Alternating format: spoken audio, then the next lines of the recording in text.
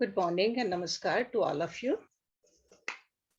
Om Guru Brahma, Guru Vishnu, Guru Devo Maheshwara, Guru Sakshat Parbrahma, Tasmai Shri Guruve Namaha. Om Bhu Bhavaswaha Tatsavitra Varenayam Bhargo Devasya Dhimahi Dhiyo Yo Naha Prachodayat Asto Ma Satgamya Tamso Ma Jyotirgamya Mrityorma Amritam Gamya Om Sahnavavatu Sahnav Bhunaktu Saviryam Karvavahi Tejasvi Navadhitamastu Ma Vidvishavahi Om Shanti Shanti Shanti. Imagine an exercise that can cleanse and activate the lungs,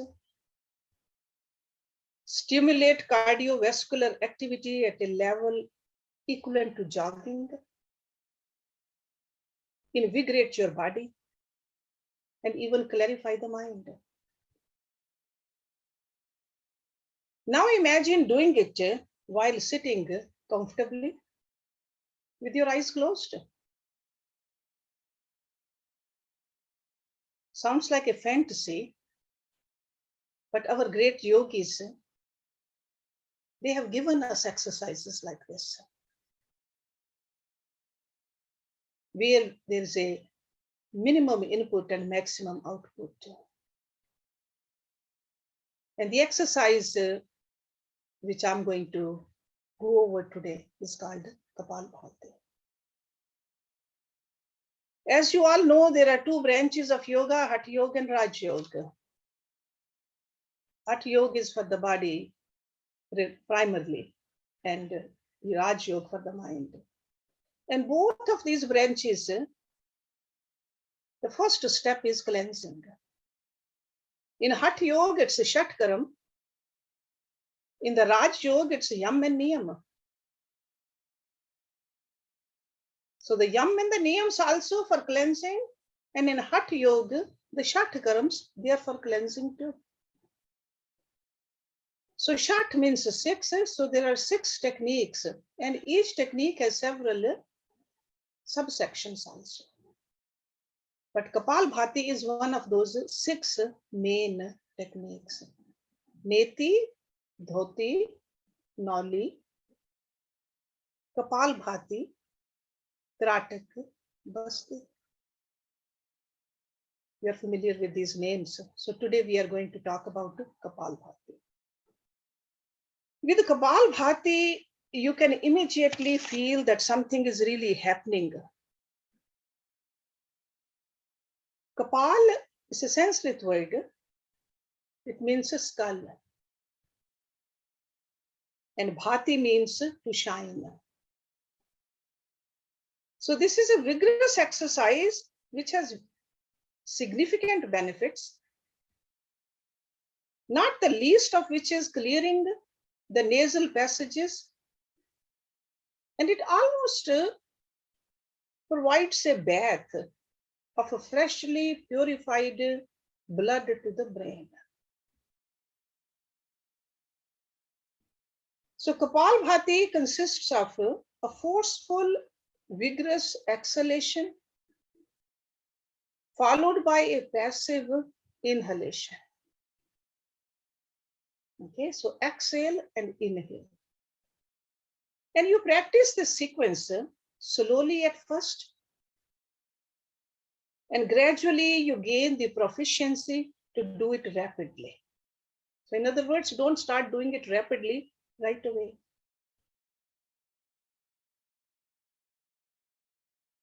Kapalbhati also develops the strength and the stamina needed for other Hatha Yoga practices.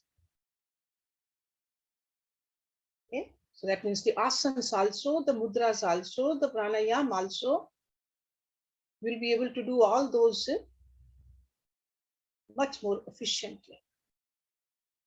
In most breathing exercises, inhalation is active and exhalation is passive. And passive exhalation is never as complete as they could be. So to exhale completely, you must use the abdominal muscles near the end of the exhalation. So Kapalbhati reverses this usual pattern of active inhalation and passive exhalation. So it's like a reversal is taking place in Kapalbhati.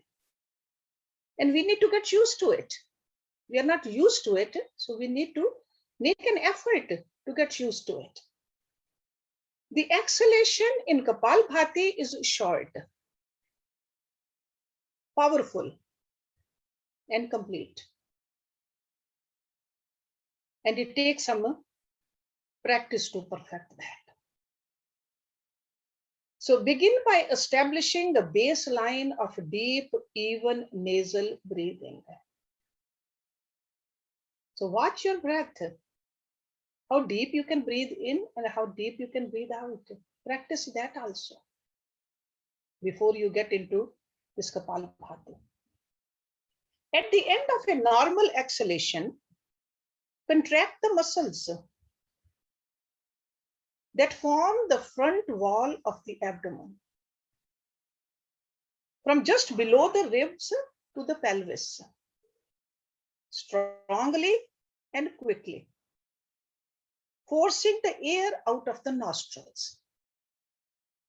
Okay, so mouth is closed, and exhalation and inhalation, they are happening from the nostrils. Contracting these muscles will move the abdomen towards the spine, and it will push the diaphragm up into the chest cavity. It will compress the lungs. And in result, there's an expulsion of the air through the nostrils. So only the abdomen moves. Keep the rest of your body completely at rest. So that means don't jump up and down. Don't move your chest. Don't move your shoulders. Only the abdomen. So each exhalation should be as complete as you can comfortably achieve in a short, powerful blast. It's almost like a blast.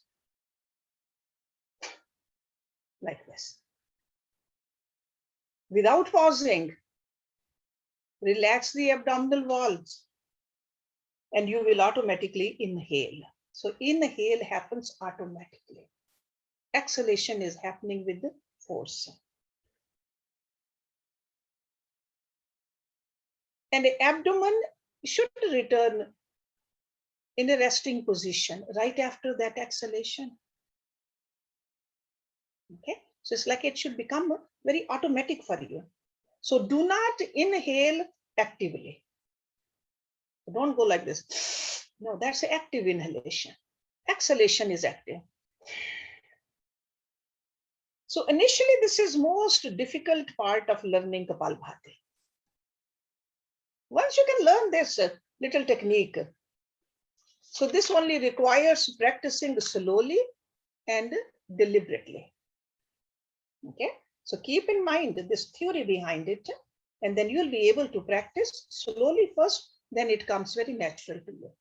So you must develop the ability to breathe using the abdominal muscles alone. Contracting them quickly during exhalation and relaxing them completely for each inhalation. Okay? So in inhalation, you relax your abdomen. For exhalation, you contract your abdomen.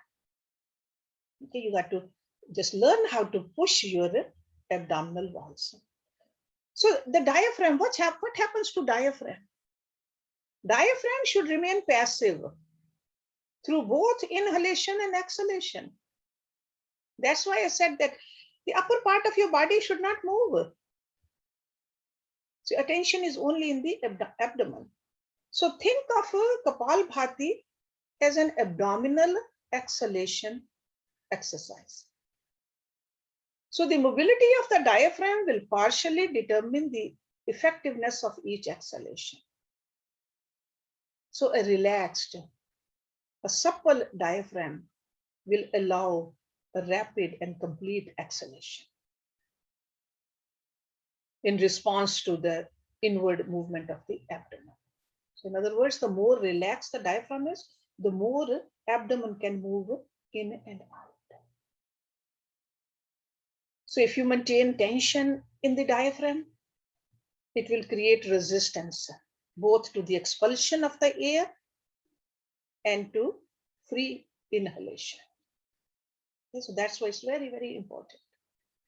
So the passive inhalation takes longer than the strong and forceful exhalation.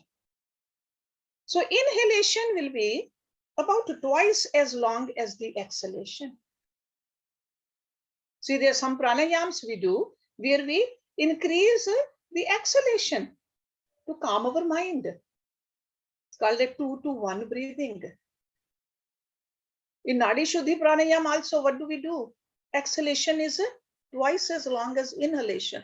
Over here, the inhalation is about twice as long as exhalation because it's very passive. So throughout the practice, emphasize exhalation and wait for inhalation. Just remember that. So inhalation should happen automatically. More emphasis on the exhalation in Kapalbhati. And repeat the exercise slowly.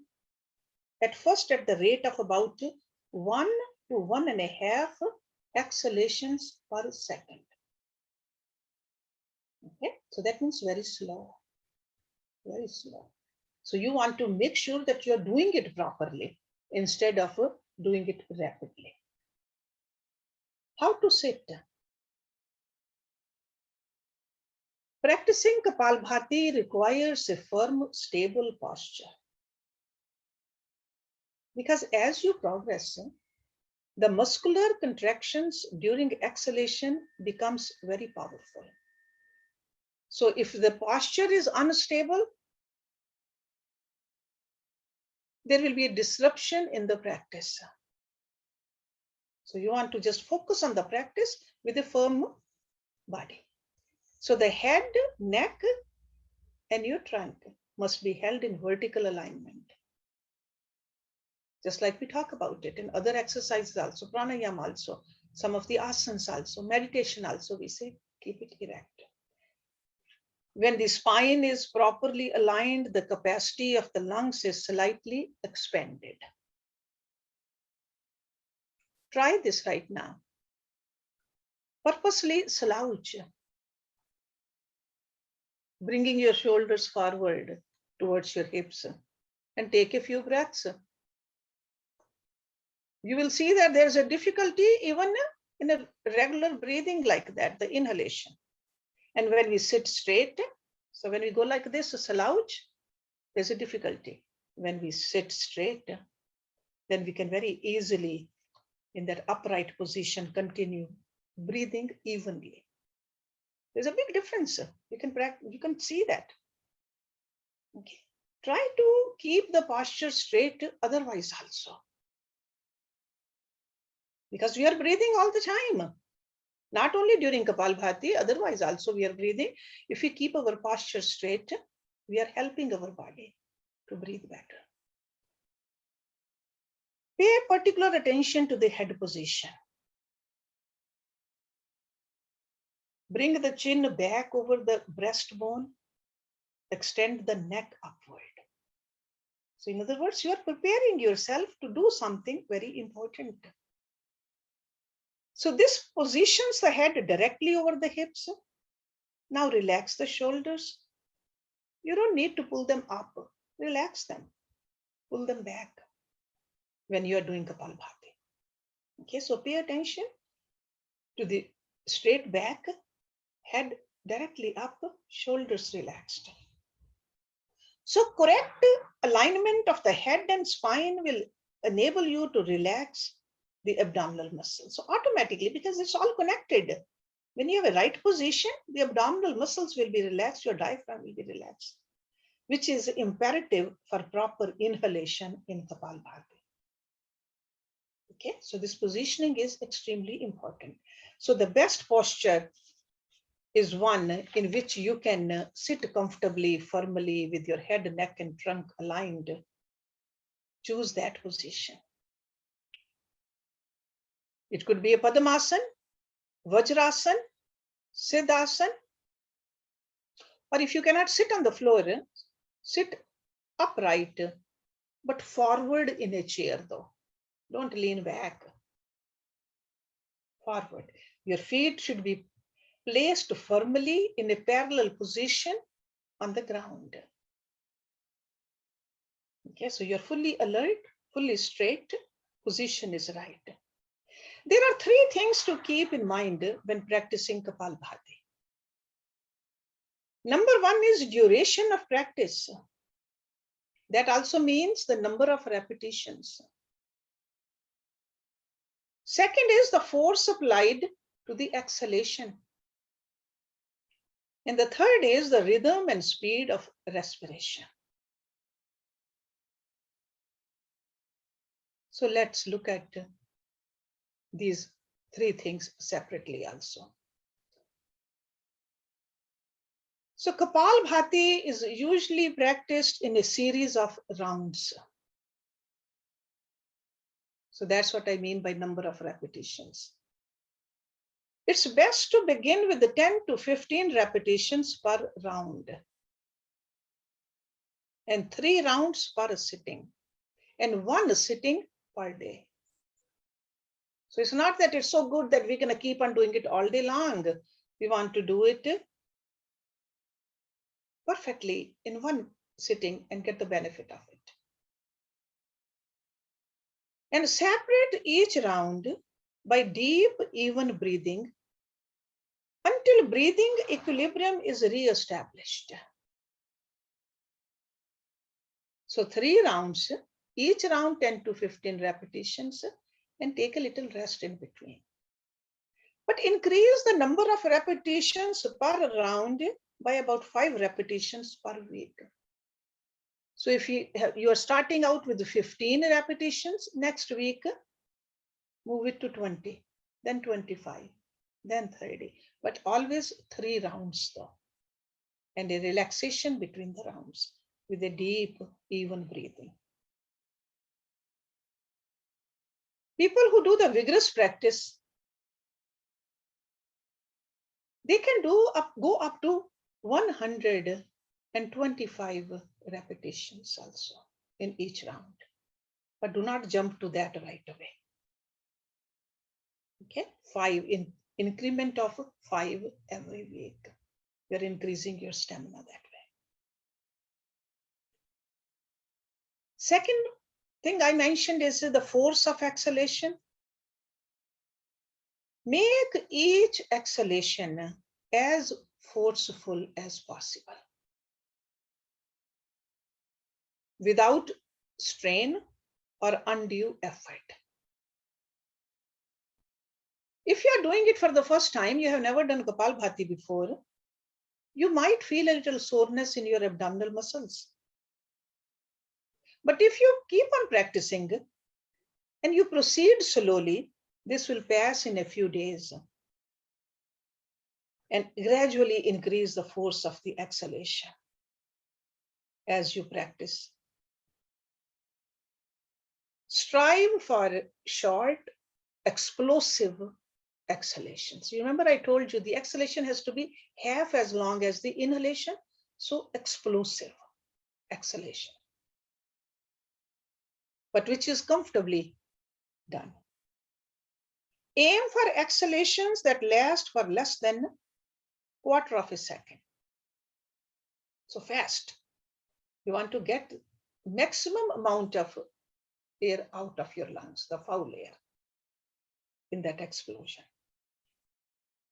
And number 3 is the rhythm of the exhalations. The rhythm should be regular and consistent,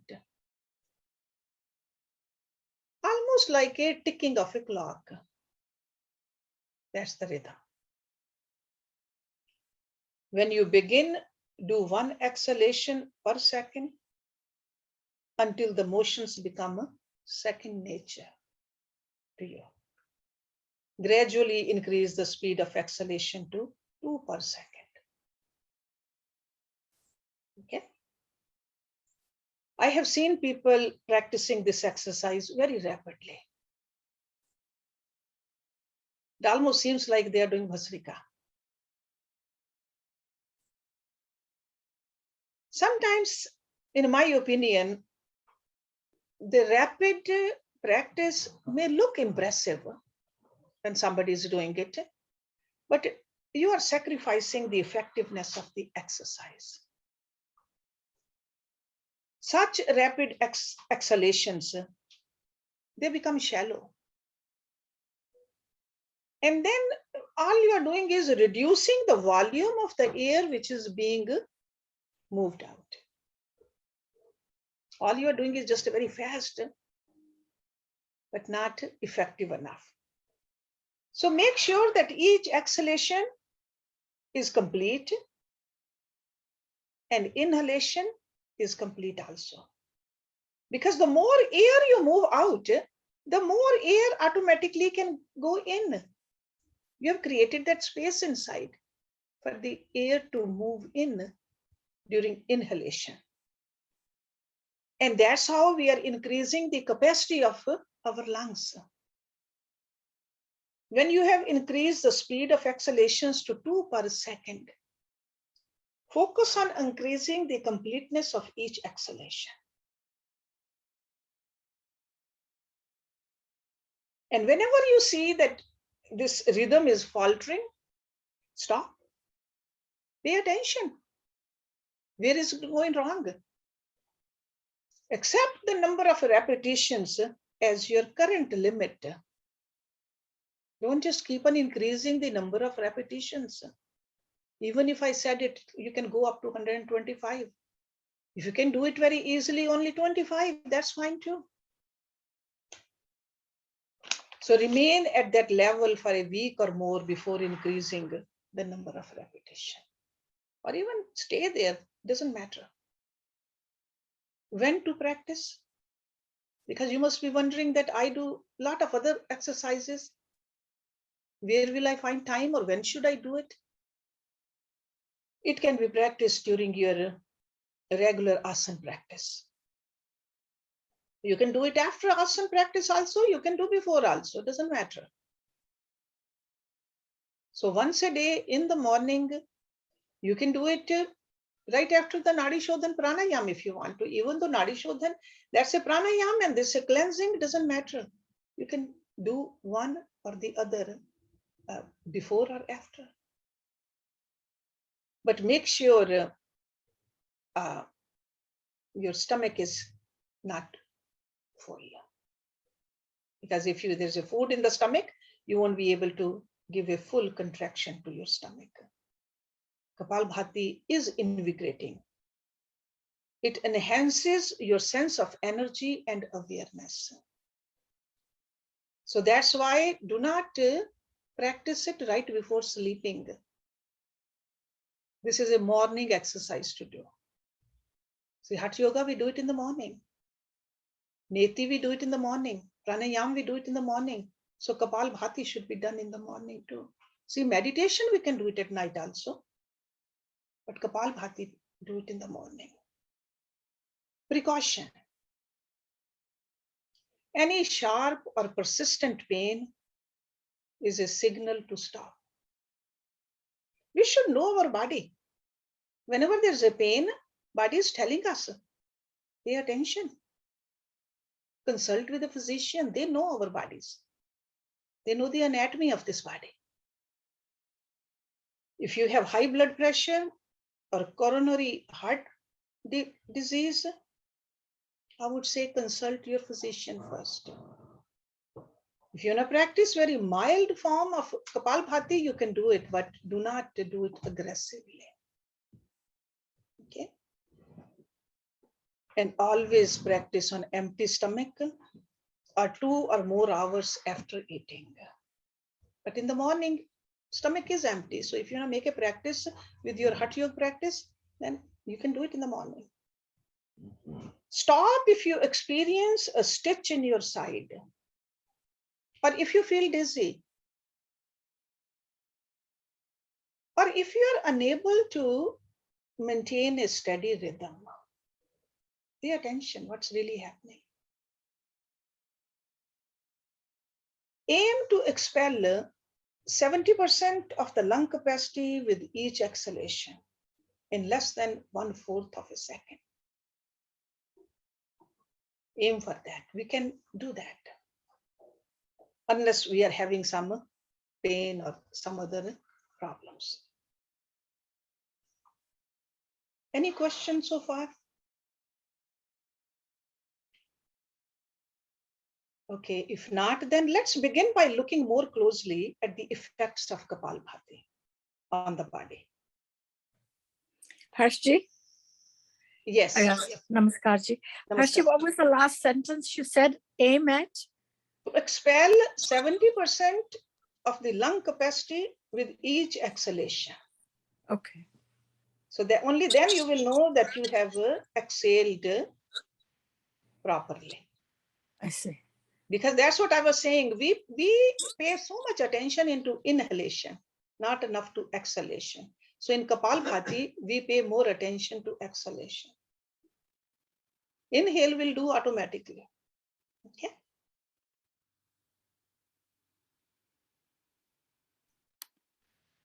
So vigorous muscular contractions of the abdomen and of the rapid, forceful exhalation, that are the hallmark of this exercise. So if somebody says, what is Kapalbhati? This is what it is, forceful exhalation. And there's a vigorous muscular contraction in the abdomen. So again, it is primarily a cleansing technique. And the biggest benefit of this exercise is the active movement of the metabolic wastes from the tissues.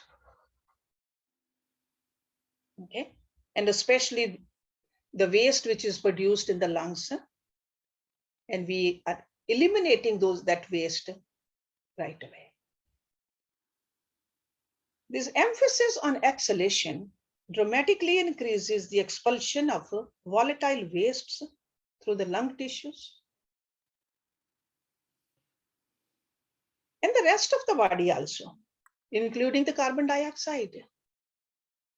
The level of waste in the blood rises during the periods of exertion. Just after the digestion, or when the body is inactive for long periods of time, when you're sleeping. That's why sometimes people feel the sluggish excretion. So this Kapalbhati helps in the entire body actually, not just only in the lungs and the abdomen, but the effect is in every tissue. So Kapalbhati's powerful exhalations expand the volume of air passing in and out of the lungs.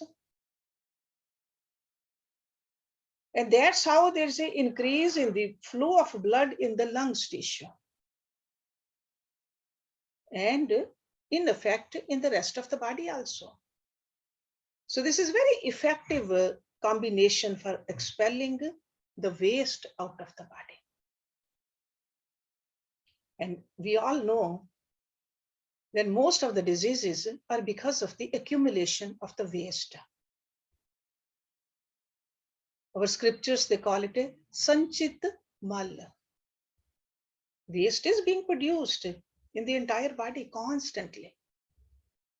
And if it gets accumulated, that's where the disease is. So this helps us. When waste levels decrease, the body tissues release additional waste into the blood, clearing the waste through the lungs. It reduces the burden on other routes of elimination, such as skin, liver, colon, kidneys. So indirectly, this Kapalbhati is helping the entire body. If Kapalbhati is continued for a long time, This cleansing affects all the tissues. So that's why it's very important to make it a daily practice, this Kapalbhati. And there's also evidence that the vigorous exhalations eliminate more carbon dioxide than is eliminated during normal respiration. And there's another significant benefit of Kapalbhati is increased cardiovascular activity. An energetic practice, like a 2 exhalations per second for 1 minute, accelerates the heart rate to a level that most people can achieve only by participating in vigorous sports. So Kapalbhati uses the abdominal muscles, spinal muscles, and vigorously sure, spinal muscles are required only to keep the head and the trunk erect, but the net result is a robust circulation, elimination of the wastes while expending only a small amount of energy. So that's why I was saying that minimum input and maximum output. So additional wastes which has been accumulated in the body can be expelled. So the vigorous muscular contractions during Kapalbhati alternately compress and release the abdomen. It also gives our abdomen a very beautiful massage. So if it's going in and out, this stimulates the digestive system, increases the blood and the lymph circulation in the abdomen. So the result is a healthier digestive and healthier elimination. And those are the signs of a healthy body. You eat better, you keep on excreting better too. So the vigorous use of the abdominal muscles has the added benefit of making them stronger, improving your posture and respiration. And you will see that initially, sure, you got to make an effort to do it properly. But pretty soon, you can do it without even thinking about it, because you have really made a habit, just like you can do some of the asanas without thinking about it, or a Nadi Shuddhi Pranayama, or even a Neti, if you're doing the Neti practice. You don't have to think about it, how the water is going, how it's coming out from the mouth. The same thing happened with the Kapalbhati also. But make sure that posture is firm, please. That is a must. Okay, posture. I cannot emphasize enough, the head, neck, and trunk should be aligned, but comfortably though. And sitting firmly, straight, shoulders relaxed, and the chest open. Okay, just mentally, just almost like when we started driving the car, we were told to just keep your hands properly, check the mirrors, sit straight, check all those things first, and then drive. The same thing for this Kapalbhati also, I would say that is sitting, making sure the posture is right, shoulders are relaxed, and just make a mental deliberation of this before starting it. Okay. So the inhalation in Kapalbhati is not complete actually. Inhalation is because it's very passive, it's not complete. You are not forcing yourself to inhale. But the exhalation is full. So at the end of the inhalation, you will find that if you actively contract the diaphragm, you can draw much more air in the lungs. Okay, so passive inhalation, active exhalation. So you got to just, when we do this way, you will see that your rib cage is expanded comfortably. Make sure you have that in your mind also.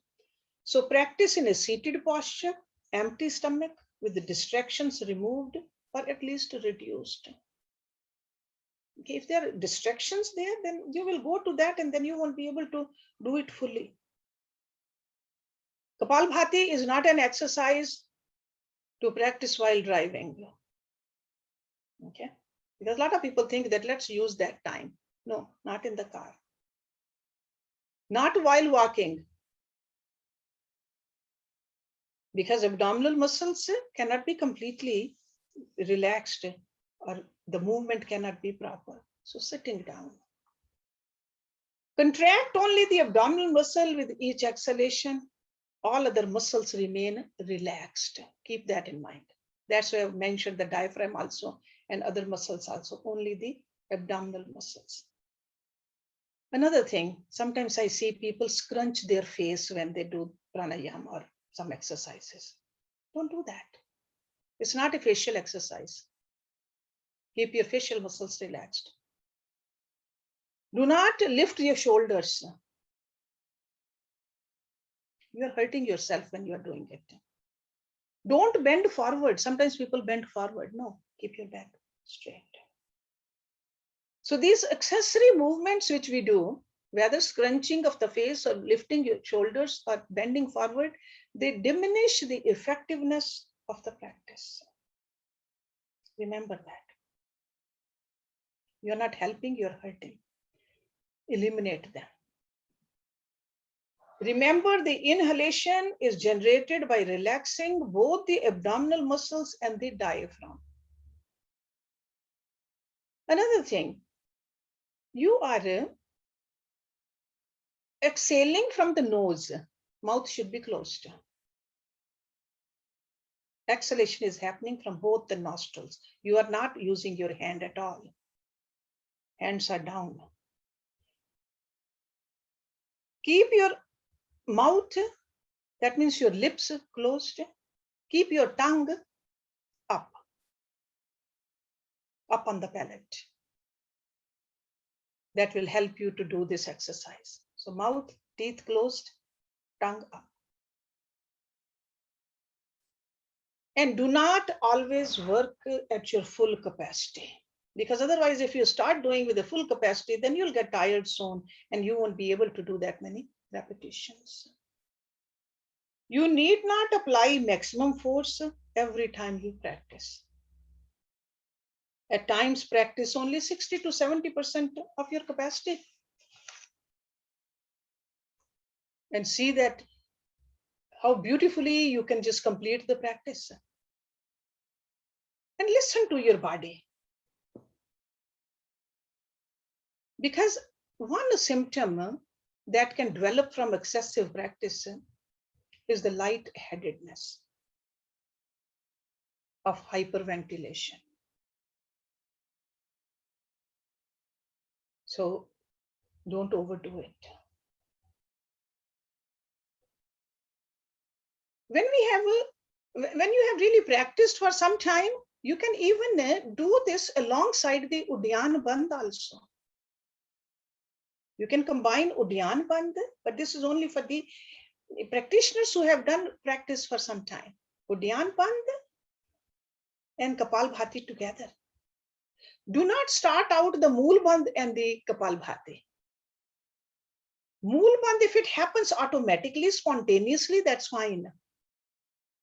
We have talked about Udyan Bandh, Mool Bandh, and Jalandhar Bandh before. These are the locks. Just to refresh you, the Jalandhar Bandh is the chin lock. Udyan Bandh is the stomach lock. And the Mool Bandh is the root lock. Mool is the root. Okay, so do not get confused. This is only for the people who have been practicing for some time. If you have not practiced any of these bandhs, just practice only the Kapalbhati. Always keep some napkins or tissue or a handkerchief with you, because there's always some kind of a wetness in the nasal passage. It will come out and you want to make sure that you feel comfortable cleaning it, because you are forcefully exhaling and you will expel some mucus or some wetness. Okay. Never restrict the nostrils when practicing Kapalbhati. And that's what I was saying. Do not use your fingers. Keep them both open. In some practitioners, they even say that flare your nostrils open. So I would not go that far, but I'll just say that make sure they are open. Don't constrict them with your fingers. So when to stop doing, as I said earlier, pain is a signal to stop. Okay, know your body, know your condition, know how much you need to do it. And if you have some kind of a physical problem, definitely check your doctor. First signal to stop is a decrease in the strength and control of the abdominal muscles. If you ignore this and continue doing it, you might feel some cramping in your abdomen. So don't just keep on practicing to that level. Two signs of impending cramps are inability to relax the abdominal muscles, because if the abdominal muscles are not relaxed and you keep on doing this exercise, sure, you'll have cramps. Or irregular rhythm of exhalation. That can give you cramping also. So build the strength slowly. And discomfort is the second signal. Okay, discomfort. Be sensitive to discomfort. Or even a pain under the ribs. Pay attention to that. Because such pain may indicate that you're using the diaphragm actively. And I've been telling you that relax your diaphragm in this exercise. Okay, so go back to practicing slowly. Learn to keep the diaphragm relaxed and passive during the inhalation. See, we all have a window of tolerance. Okay, so pay attention. Do not just be stubborn and keep on doing it in spite of the discomfort and the pain. That is, there's no heroism in there. We don't want to hurt, we want to get help with this body. So these signals should be respected. The key is to gradually expand capacity with regular practice. So nothing is gained by rushing the process. Let your own experience be your guide. Listen to your body, keenly aware of these signals. Your own signals will never misguide you. Your own body will not. We got to learn to listen to our body and progress gradually according to your capacity. What is the hurry? Okay, so give yourself enough time every single day and practice it. So any question? I think Manju has a question. So we'll stop it here, and if you want to practice and see whether it's working or not, we can do that in next few minutes. Okay, Manju? Namaste, Hersh. A beautiful class. Oh my gosh. So one question, while exhaling, at times I have heard a little humming sound each time. Is there any sound at all when you exhale abdominally? Any sound and other can hear or no? What happening is, because it's a forceful exhalation, it's not a humming sound, it's almost like a blowing out sound. Right, like, yes. Okay. So that's normal. Okay. That's not, the sound should be there. And then right. Okay. keep your mind on the abdominal muscles at that time. You're contracting your abdominal muscles. Yes. So that's what happens. Okay, not a humming, but right. expanding. You are just blowing it out. Okay, so okay. that kind of a sound. Yes. Yes. Sound should be there. Definitely sound should be there. Okay. Yeah. But inhalation, there's no sound. There's no effort either. So that's why I said inhalation should be twice as long as exhalation in Kapalbhati. In Nadi Shuddhi Pranayam, it is opposite. Okay. Yes, Pooja. I wanted to know, so I have a couple questions. You said the exhale should be 70% of your lung capacity. Is that what you said? Yeah, so that's what I'm saying, that try to get maximum air out during exhalation. So 70% means that you got to make little effort. Okay, so you, There's no meter inside us. We got to just only guess it. Yeah, if I'm exhaling all the time, I'm exhaling, because normal breathing, we are inhaling and exhaling, right? But we are not exhaling fully. So when we are using our abdominal muscles and forcefully we are exhaling more. okay. And that's how the waste is expelled out. And then oh, go ahead. What did you say? That's how the waste is expelled out? yes. So we are forcefully exhaling. Okay, and then how long should we do this in the morning? Like how many inhales and exhales do you recommend? Okay, that's what I said. Start out 10 to 15 repetition. Okay. And then 3 rounds.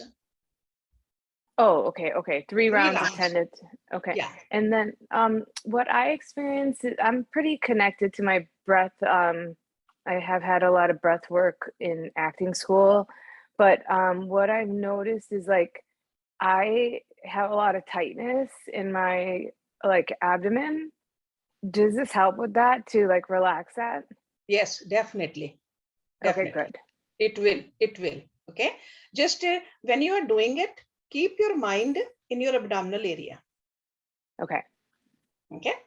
So it's like but you can't do this like while you're doing other things. Like you can't. No. Okay. Don't do Yeah, that. okay. Don't do that. No, I always say that one thing at a time. Never combine things together. Okay. So keep your mind around the abdominal area. Abdominal muscles. Keep your mind around that and do that. And tomorrow morning, after your other exercises, cleansings, whatever you do in the morning before you take your breakfast, sit down and do this 3 rounds, and each round 10 to 15 repetitions. Okay. All right. Thank you. Yes. Good. Yes, Rita. Namaste, Hershji. I've been doing this as a pranayam, for a long time.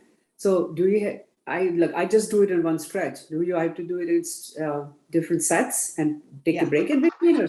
Yeah, take a little. In between, just long inhalation and relaxation, and then start it again. Yes, you will get more benefit from it.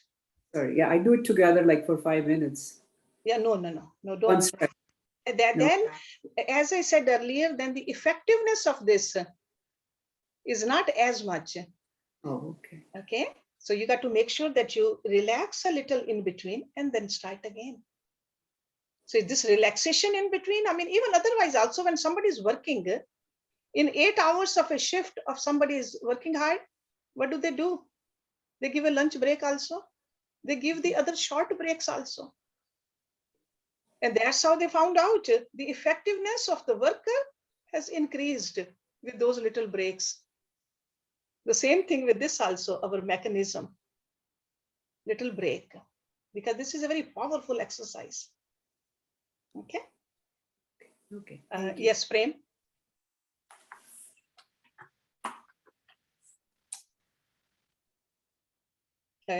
Any other question? Prem, do you have a question or no? It doesn't look like. Anybody else, any question? I have a question. When you exhale, you have to exhale in one shot, isn't it? Yes. So you exhale, then inhale again. Exhale. See, just practice it right now. Sit straight. So I think we can stop the recording if you don't want to get recorded.